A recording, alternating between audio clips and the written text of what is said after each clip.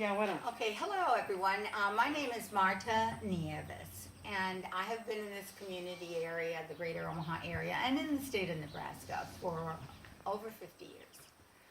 Having grown up, having been born in Tampa, Florida, my family had the wisdom when I was about 3 years old to move to New York City. And the reason being that it was a more diverse community, and a cousin who had gone to New York wrote back and said, all of you need to come to New York. There are so many different kinds of people here that nobody is discriminated against because everybody is different. So the important thing is to get employed, find a good place to live, and make sure that you send your children to school for a good education.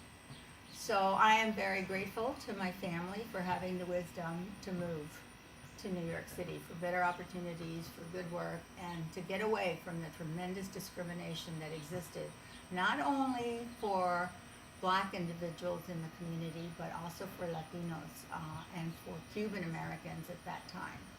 So, but that's another era. I want to talk with you about the fact that I'm a hopeful person.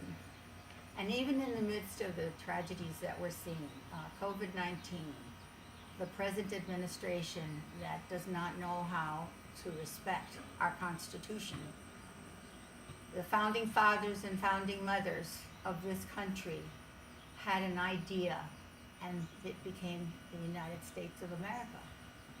And this country is the one and only that is able to pass one administration to another without a revolution. Think about that. And when you see my sculpture and you see me looking up, you see me holding flowers, that's who I am. I am hopeful. I'm a faithful person. I believe that there's a force in the universe that a lot of people call God.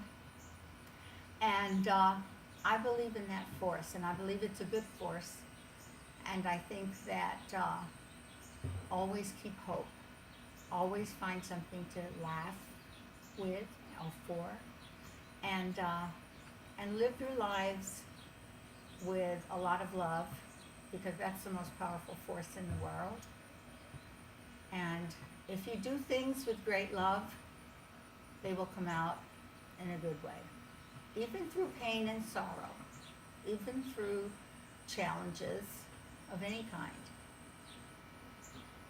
Appeal to the greater power, and that's the power of love. I was really pleased when I was asked to do this, because it gave me an opportunity to really think about who I am and what I believe in and what message I want to send out to the world. And though I don't need my glasses for talking with you, I do need them to read. And I had an inspiration the other day about a message that I really want to deliver.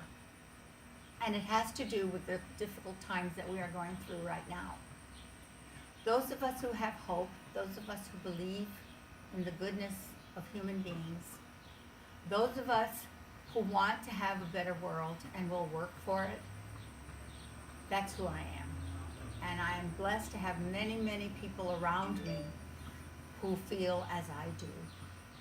And I seek them out, and they seek me out. So that's a bit of advice I want you to have.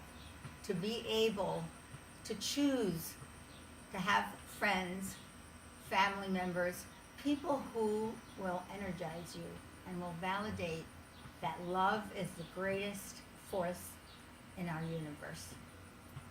I want to read something to you that came to me a few days ago.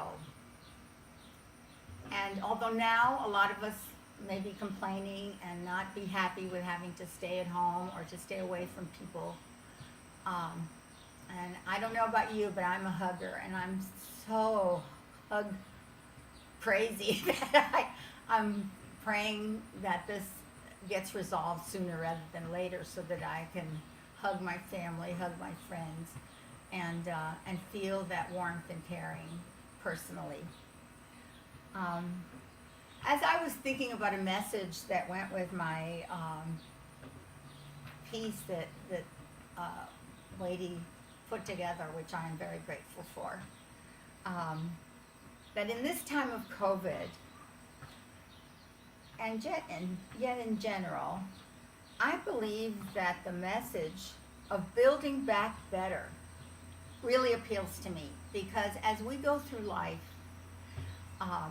there are lessons that we learn, and hopefully there are lessons that we learn, and one of them is that when there's a tragedy that occurs, there's always a message of hope in there somewhere. It's kind of like the old story of the room that a person might look into, and there's a lot of really bad stuff on the ground. You know, a lot of what may be manure, you know, maybe droppings from some animal. And some people would look into that room and they'll say, oh my gosh, what a mess. I, on the other hand, am thinking there has got to be a pony in that room somewhere. So that story kind of illustrates, you know, are you a hopeful person, or are you a Debbie Downer? You know, or are you someone that looks at a situation and can see all the mistakes, all the bad stuff, which is, there's a good reason to be able to do that, so you can fix things. But also, you need the person that looks in there and says, there's got to be a pony somewhere. So it takes many of us to make good things happen. In general, I believe that the message of building back better it kind of expresses my philosophy. Though COVID-19 has brought in a lot of sadness and losses, we have lost many beautiful people, and it looks like we're going to continue to have that happen because of lack of leadership. We can form a more perfect union. Already I'm seeing the excitement that people are feeling using technology, using the new knowledge, using the science, finding out that there are better ways to do things than we used to do them.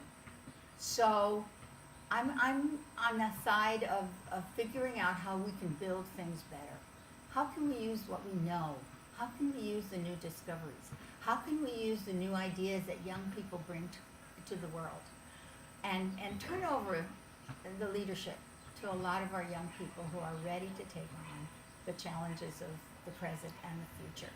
So I say to you, be hopeful, do things with great love, and blessings to each and all of you that see this wonderful display, this beautiful artistic expression that you will see in this arena.